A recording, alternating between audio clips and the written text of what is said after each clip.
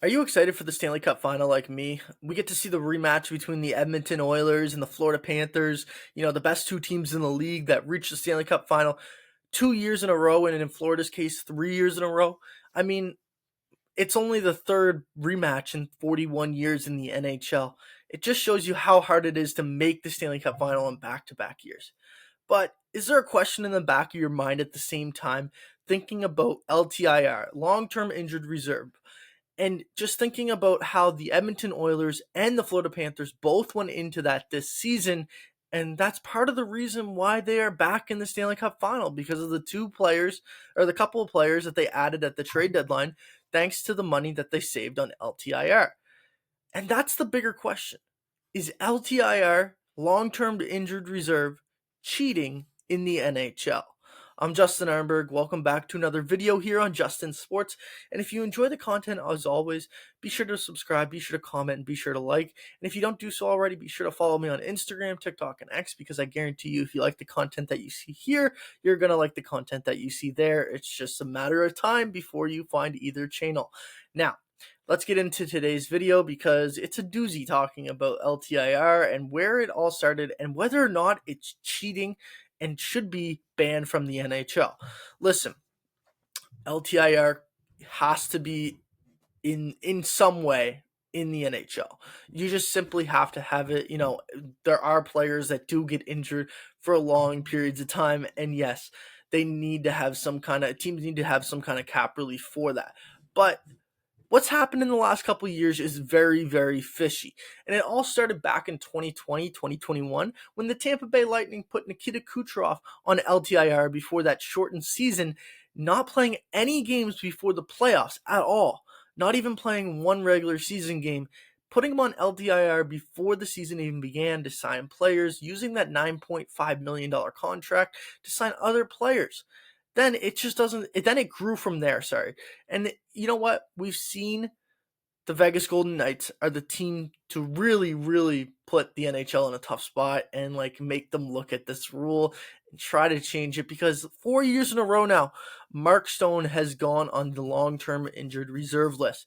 Yes, this year, 2024, 2025, he wasn't on it until the playoffs started, but the previous 3 years, he was on it till the playoffs started, allowing the Vegas Golden Knights to acquire some players, and not just solely based on Mark Stone going to LTIR, but it definitely did help the team going to LTIR to acquire these players, and they're big name players. You got Jack Eichel, Ivan Barbashev, Thomas Hertl, and Noah Hannafin. Yes, those are some big names and are a big part of the reason why they won the Stanley Cup in 2023. Now, except for Thomas Hertl, obviously. But the fishy part about it is Mark Stone never played a game until the first postseason game. It's kind of funny that he was always ready for the first postseason game. Now, I'm not saying he wasn't injured, but you have to admit there might be something there where the NHL wants to watch and see whether or not he was actually injured until the first game of the postseason and he was legit cleared to play, or he could have came back with 3 games left in the regular season or whatever. It's simply just a very, very fishy. Now, this year, there are 3 teams that have really, gone into LTIR money, and it's not the prettiest, because we now have a Stanley Cup Final that is set up between LTIR money being spent in the Florida Panthers and the Edmonton Oilers. Listen, the Panthers traded for Seth Jones based on the fact that they had some more money from Matthew Tkachuk. Well, they traded for Seth Jones, then they put Matthew Tkachuk on LTIR, freeing up $8.7 million in cap space. Then they trade for Nico Stern and Brad Marchand being the big ticket item.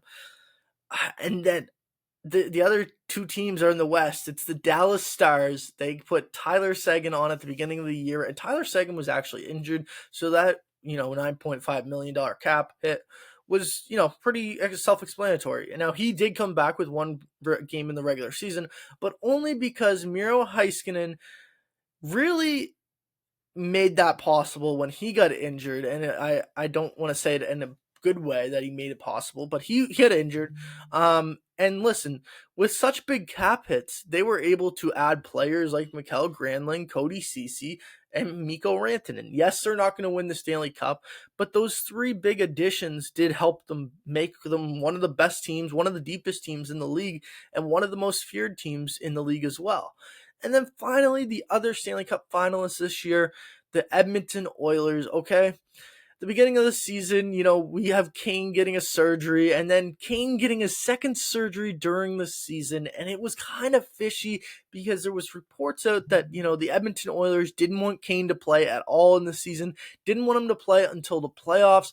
And listen, that's just fishy in and of itself. And then to think that they add Trent Frederick, who's actually been really good for them since returning from injury, and Jake Wallman, who I thought at the time was a terrible trade, but looks to be a great addition at the trade deadline for the Edmonton Oilers.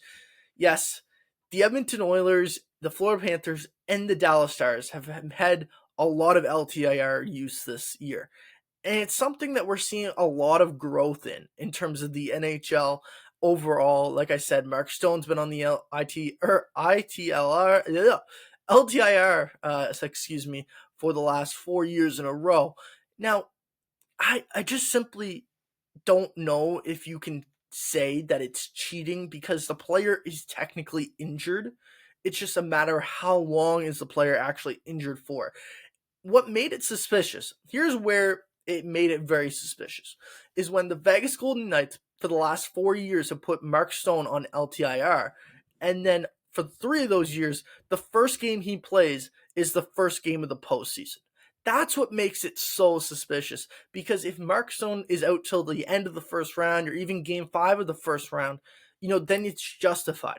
But the fact he's able to come back and play game 1 of this postseason every single time, and they're able to add guys like Jack Eichel, Ivan Barbashev, and Noah Hanifin to go on that cup run, it makes it very, very suspicious for the NHL to go like, well, you're not actually on LTIR, you're just using this extra money to make your team deeper and go over the cap for the playoffs.